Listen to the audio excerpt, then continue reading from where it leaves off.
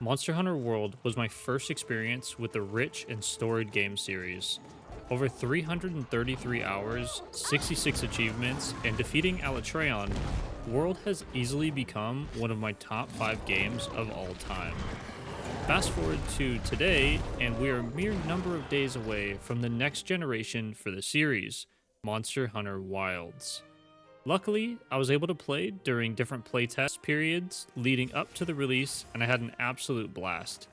There are a ton of new changes, as well as tweaks to existing mechanics, and I'm very excited to see how this formula feels with this new entry into the series. My name's Jake, and today I'll be talking about my first impressions with Monster Hunter Wilds. Oh my god, that's so cool. So, right off the bat, I was incredibly impressed with the new character creator. This is the first aspect of the game that you'll be interacting with, and initially I created this character going through most options. Upon the subsequent playtest weekend, I decided to see what was possible for the female side of the creator, and oh boy, I was not disappointed.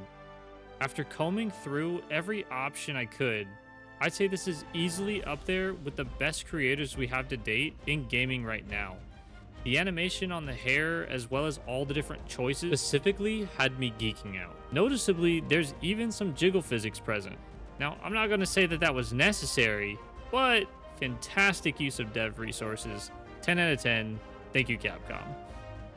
I'm not here to overanalyze the balls out of the opening story cinematic, but I do want to say I actually am pretty interested in how everything kicks off. Compared to World, where you're just kind of stumbling through the ancient forest with a handler, I love how Wild sets up a bunch of characters quickly and immediately throws you into the action, controlling the new Sacred Mount and showing the player that the Slinger tool is returning and how to use it. Another cool moment is how your character gets tossed a greatsword mid-cutscene, and you get to have this sick little mid-air hero moment. I think it's a nice touch early on because it allows experienced players returning to kind of easily project onto a competent protagonist, while also allowing new players to feel badass and excited for what's pretty much coming next. Once the opening tutorial and story sequence is complete, Wilds drops the player into one of the 4 locales in the game, the one available during the betas being the Windward Plains. In Wilds, each locale can be in one of 3 weather states and completely changes which monsters are active and how they interact with the environment and the player. The 3 different weather states are fallow, harsh and unforgiving, inclemency, rough weather, or plenty, brimming with life. This is pretty impressive and definitely further adds to the zones feeling alive, dynamic, and exciting. I love that right off the bat, if you're playing online, you're greeted to other players from around the world seamlessly, all just sharing the zone and map together. In prior Monster Hunter games, you had to create or join a lobby, invite friends, and then join them and queue up for a mission, and this could sometimes be 3 or 4 separate load screens. With Wilds, this has all been solved and tossed from the equation, leading to seamless transitions, moving in and out of hunts, and prioritizing persistence within the world. Even when hunts are finished, you simply get a little post-reward pop-up and then boom, nothing's changed and the zone continues on as if you were there or not the entire time. Which is great because it feels like you're just existing in this world rather than it feeling like it spools up and revolves around you and then closes the minute you leave the lobby or go back to the hub. This feels like a full world too. The Windward Plains alone is massive. There's also a new 3D map as well that you can zoom in and manipulate, which is a welcome refinement to the old style map we had in World. What's great about the huge new zones is that you don't have to traverse the map with just your palico World style. The new Sacred Mounts are quick, easy to navigate, and will even path for you if you have an objective marked on the map. While mounts aren't entirely new and were a thing in Monster Hunter Rise, they are further expanded here in Wilds with more functional uses, but more on this when we talk about combat. Another new thing with Wilds is the game is completely crossplay compatible. Xbox, PS5, and Steam players will all be seamlessly playing together, which is a first for the franchise, and I'm happy to see happening. The Monster Hunter community is such a tight-knit and dedicated group of players. Having more options for everyone to be able to play together when and where they want should be the industry standard in my opinion. But this is fantastic and I'm very happy to see. Real quick, before we continue, this channel is still incredibly small and finding its audience. If you're enjoying the video so far, consider giving it a like, and separately, I personally read every comment left on the channel. I'd love to know what you guys are most excited for in Wilds, and if you're a veteran or a newcomer to the series. Alright, moving on to the combat and weapons section. Monster Hunter's combat is the banger secret ingredient that every Monster Hunter has in its veins. Right off the bat, combat feels familiar, weighty, but refined and snappy.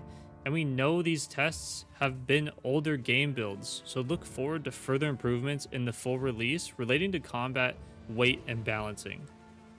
Separately, for the first time in the series, Wilds brings a shakeup to combat we haven't seen before. This comes in the form of dual weapon wielding, sort of. By dual weapon wielding, I mean that your Sacred, who is just a whistle away, is always ready to pick you up and toss you back in the fight with your backup weapon of choice. I'm unsure how many people will actually use two weapons regularly, but I'm sure it will drastically depend on the player.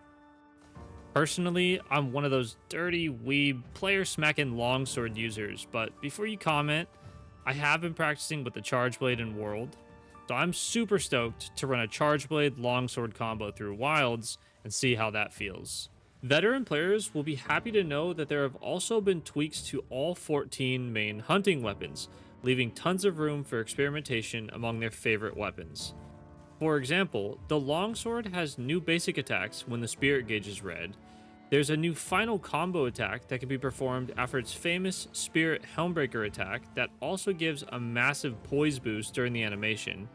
And there's even a new Spirit Slash that can be charged for more power or to time things better, and that's not even all the new additions to just the longsword. Another new feature for Wilds is the wounding system and focus mode. Now, when attacking the same part of a monster's body, you will create wounds, and this is where you can use your weapon-specific focus attack to proc critical hits with the bonus damage on these wounds. Another thing focus mode allows is for you to basically adjust your character's angle and direction of your weapon attacks mid-combo. It's definitely an optimization that makes combat more approachable and a bit less precision-based. This will no doubt help new players feel less punished trying out heavier weapons, but does chip a little skill away that veteran players have built upon over the years. There weren't a ton of different monsters present throughout the playtests, but that's totally fine. I'm happy I didn't see anything outside of the main few monsters in the Woodward Plains. Actually, edit. Never mind, I've now since watched all of the release trailers and holy shit, I cannot wait to get further into Wilds and start seeing bugs and other wild creatures. One new thing players got to experience in the playtests were pack monsters. Seeing a bunch of Doshaguma run around and attack as a group was a neat experience because prior to this, usually when monsters were sharing the screen, it meant that they were beefing in the form of turf wars. Another standout monster in the playtest was 𝙀𝙓𝙋𝘼𝙉𝘿, which is the lightning-based flying wyvern, and it's truly a spectacle to fight. His attacks are very well telegraphed, and in most cases, making for opportunities of super satisfying dodges or counter moments that look insanely epic. 𝙀𝙀𝙋𝘼𝙉𝘿 was the big beefy boy of the later tests. In-game, his name was Chained 𝙀𝙀𝙁𝑉𝑒𝑙𝑑, so I'm not sure if this was a variation or not, but he did hit hard, especially with the limited armor sets we got to play around with. I had a good amount of fun trying to take him down with randoms, and ultimately, people just couldn't stay alive. But I still had a great time doing it nonetheless, and I didn't actually get to attempt like a solo run against him. I really enjoyed how dangerous these monsters felt up close, and with the graphics being as high as I was able to run them, Wilds really is a beautiful game. But unfortunately, I'm not sure how well the average PC or console is going to be able to run this game. Moving on to the performance, I'm not going to go too in depth here because ultimately, it's really hard to predict how the game is going to run for any one specific PC build, especially at launch, and I also did not have any other components to try different variations with my build. The playtest that we have all gotten to play was confirmed to be an older game build. On top of that, the benchmark test, while being a newer build than the playtests, is still an older build as well compared to release. Wilds definitely wasn't running as well as I thought it would, and that's a bit disappointing because I'm currently running an RTX 4080 Super with an i7-12700K CPU, and I was only able to reach around the 80 to 90 frame rate threshold on near max settings with FrameGen and DLSS 3.5 on. I think it's really unfortunate that the state of modern games are requiring frame generation to hit even 1080p resolutions on recommended spec PC builds. That being said, it definitely seems to be better optimized than Dragon's Dogma 2, which shares the same RE game engine. Step in the right direction though. I'm happy to see Capcom release a benchmark tool on Steam so that people can get an idea for how well the game will play on their rig, as well as test out all the graphical options that can be tweaked to at least fine-tune their experience. Fingers crossed for further optimization from the benchmark test to the final release, but we'll just have to wait and see. To conclude my thoughts, I'm extremely excited for the arrival of Monster Hunter Wilds. The story looks interesting enough to have hooked me, and I'm curious to see where the narrative goes and what kind of underlying themes may be woven into it. The new open world design and ease of playing with friends is something I'm so looking forward to.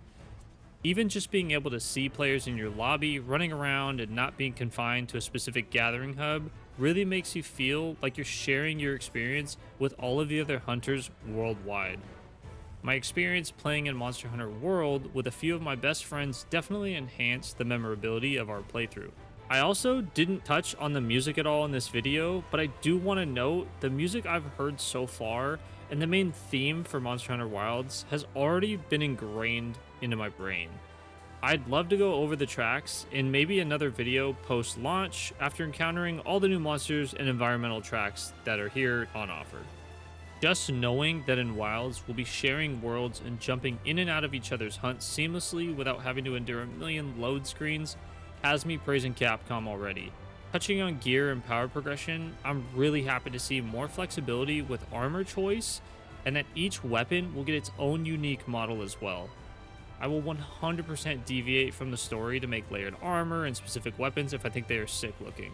I never exactly hated the Clutch Claw, but I'm happy to see it being retired to just World. It will be interesting to see how dual weapon wielding affects gameplay and what the community does with this expanded toolkit. As far as the new monsters go, I'm very much looking forward to the returning and new additions of different creature types we either haven't seen before or were only present in older Monster Hunter titles. On top of new monsters, we have the dynamic weather states that each zone can be in, and I'm curious to see how Capcom will blend those different weather states with monsters and their abilities as the difficulty in hunts increases.